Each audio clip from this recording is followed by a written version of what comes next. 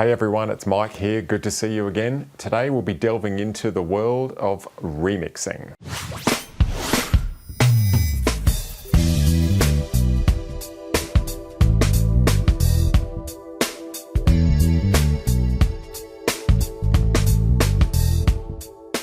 Song remixes have become a fairly regular addition to music releases nowadays, and today I just wanted to give you a bit of an overview of the basic concepts of remixes, some of the historical context on how remixes evolved over the years, and a few pointers to help you get started with remixing if it's something that you're interested in.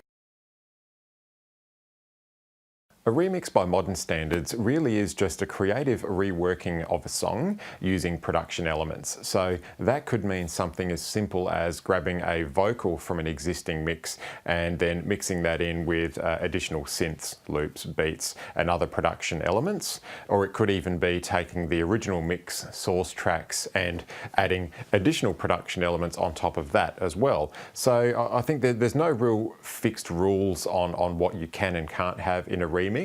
But I think the crux of it is that it is generally a creative reworking of an existing song. So just briefly, I think it's important to note that a song mix and a remix are really two different things. So to give you a real world overview, you've recorded a song and you've got all of the tracks finished and then you're going to mix them and balance them. That is generally called mixing.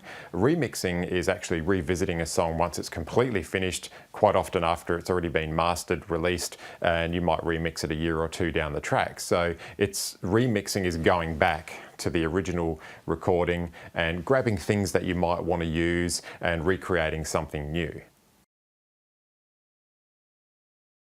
I think if we're talking about the reasons why you might do a remix, it's important to take into consideration the historical context of how remixes evolved over the years. Let's consider recording studios, say, prior to 1980. So the technology at the time might have been, okay, you might have had a console, a 16-track console with 10 tracks allocated to drums, 1 to bass, a few guitars and a couple of vocals. So a remix back in those days might have simply meant revisiting the original source tracks and rebalancing, maybe adding some different EQ. Quite often, say, bands or groups that may have recorded in the 60s. Technology obviously evolved a lot over the next 10, 15, 20 years, and quite often bands would go back to their original recordings and say, hey, look, we've got some awesome new technology now, let's see if we can maybe remix it. So a remix back in those days was more about revisiting those tracks and trying to improve them with whatever new technology was available at the time. Moving into the 1980s, there really was a huge progression in terms of music technology and the tools that were available. Loops and synths and sampling became a huge part of mixes and remixes as well. So there was a lot more tools available. So that really changed the landscape of what a remix could be and what you could actually do with a finished recording. As that evolved over the years, popular groups at the time were actually releasing EPs and albums of complete remixes of maybe albums or songs that they've finished in the past, and it would be a completely new product to put out to the marketplace. A band that comes to mind that did a lot of that sort of stuff was New Order. So they had completed albums and then they had subsequent remixes and different single mixes that they released over time as well. And each one had its own distinct personality and flavour, and that's some of the appeal of remixes as well, as you can get multiple interpretations of a song and it becomes a completely different thing and something that different genres and fans of different genres can appeal to as well. Look, I think the large bulk of remixes nowadays are probably in the EDM genre and electronic genres. So popular songs will come out into the charts and you'll often see dance remixes, club remixes. That's probably the biggest category of where remixes are at the moment.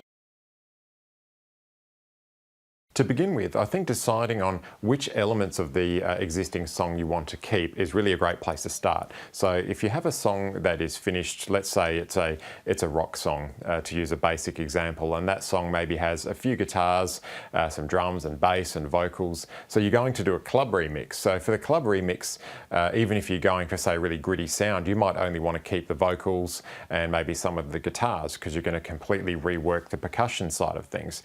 So that's probably where you you would start with a song like that. Genre and context is really important as well, and that I think comes with experience and getting an idea of what samples and what loops work with which genres. And I guess if you're looking at a club remix, maybe there's particular samples that fans of that genre expect to hear. So you want to carefully consider what you're going to choose to use as those elements of the remix as well. Tempo is a big part of building a remix as well, so you need to think about what do you have at your disposal at the time in terms of, do you know the existing tempo of the track? Are you able to modify that and chop it up as you need to for the remix? With modern DAWs, that's less of an issue as it was some years ago, because with time stretch algorithms and things like that, it's fairly straightforward to build your remix. Even if you don't have a tempo track available, you're able to use hit points and things like that and build your new tempo from that base. Okay, so what are some of the essential tools that you're going to need to get started with a remix? The great news is most modern DAWs, such as Pro Tools, Cubase, Ableton, Logic, all of those programs are fantastic in that they're ready-made for remixing. If you've already learned how to work your way around a DAW, then you've already got a fantastic tool ready to go. Once you've got that in place, then you can start thinking about how you're going to utilize your workflow, in the sense of what MIDI controllers are you going to use? Are you going to use an MPC to build layered percussions and beats and things like that? So these are all, I guess, add-ons that you can have to your remix setup that help you build those tracks and also improve the way that you're actually being creative as well, because you don't want to be bogged down with using a mouse and clicking through a screen if you're trying to be really in the zone and creative. You want to have tools that are an extension of the genre that you're wanting to work in as well. I think another thing when you're talking about the tools for remixing is the variety of sounds that you have available as well. There's so many generic sounds that you can use within the DAWs, but the trick is to really try and create your own samples and your own loops and really mangle things and get in there and twist things around and create something completely new. That really is another level of remixing, and is something that you'll find you'll probably learn about over time, but in the beginning stages, I think you need to really look at what tools you've got available and how you can best utilize those initially, but really the sky's the limit when it comes to building fresh sounds for remixing. Well, I hope that's given you a very brief rundown of what a remix is and what's involved in remixing. Check out the website mnproductions.com.au for a written blog version, and there's other hints and tips about mixing and remixing on the website as well. And look forward to catching up with you soon. Until then, happy remixing.